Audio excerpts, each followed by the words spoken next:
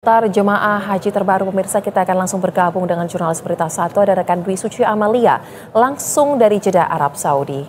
Selamat sore waktu Indonesia, Dwi Suci. Ada berapa total jemaah calon haji yang mendarat di Jeddah sepanjang hari ini?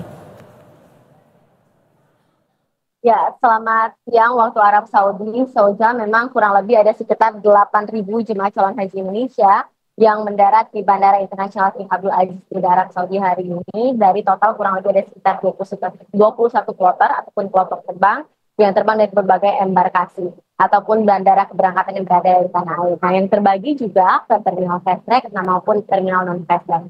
Tadi kurang lebih sekitar pukul 13.25 mendarat pula kloter dari KNO ataupun Kuala Namu yang kemudian akan langsung diberangkatkan menuju ke hotelnya di Kota Mekah, ataupun juga nantinya setelah di hotel jemaah ini akan langsung berangkat untuk melaksanakan umrah wajib. Adapun berdasarkan data dari Siskohat, kurang lebih jemaah yang berada ataupun dalam perjalanan menuju ke Kota Mekah kurang lebih ada sekitar 5.977 jemaah yang tergabung dalam 15 kloter, di mana ini terbagi dari jemaah yang berangkat dari Madinah maupun yang berangkat langsung dari Bandara Jeddah ini.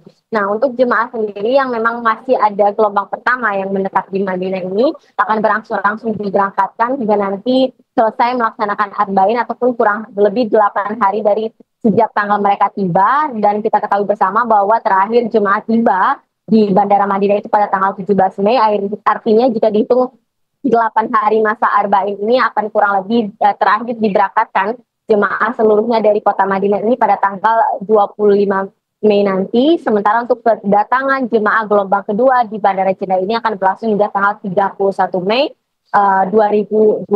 Dan secara berangsur-angsur ketika semua jemaah telah berada di kota Mekah, maka ini akan sudah masuk dalam masa menjelang puncak Armusta ataupun Arafah, Musdalifah dan Mina yang merupakan rangkaian puncak haji, di mana akan dimulai pada tanggal ataupun kurang lebih tanggal 1 Juni.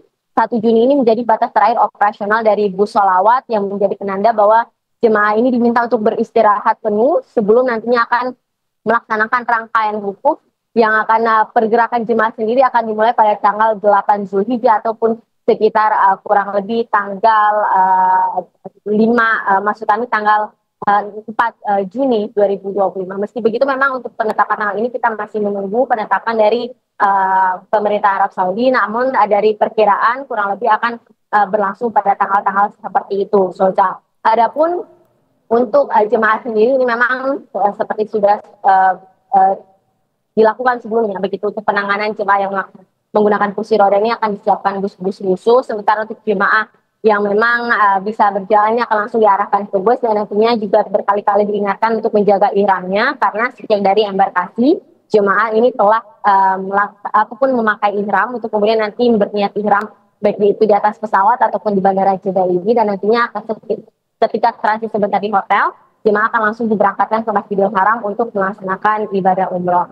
Dan ada beberapa hal yang juga memang perlu ataupun patut diimbau. Salah satunya adalah terkait dengan kondisi dari kota Mekah sendiri, yang memang ada beberapa hal termasuk juga beberapa narasi yang beredar di media sosial, baik itu soal tadi kita simak bersama informasi mengenai narasi adanya jemaah yang disebut-sebut terlantar saat di tempat akomodasinya, tetapi itu sudah jelas dibantah oleh PPIH Daerah Kerja Mekah, termasuk pula dengan kondisi keamanan dari jemaah yang memang diimbau kepada jemaah ini untuk berhati-hati ketika berada di kota Mekah, utamanya adalah ketika jemaah untuk menuju ke Masjidil Haram, sebaiknya memang menggunakan bus sholawat karena dikhawatirkan akan ada kejahatan ataupun orang-orang ataupun pihak-pihak tidak bertanggung jawab jika jemaah tidak menggunakan bus sholawat ataupun menggunakan semacam kendaraan umum yang memang tidak terpantau langsung oleh petugas, sehingga ini meminimalisir kejahatan yang bisa saja terjadi pada jemaah calon haji Indonesia.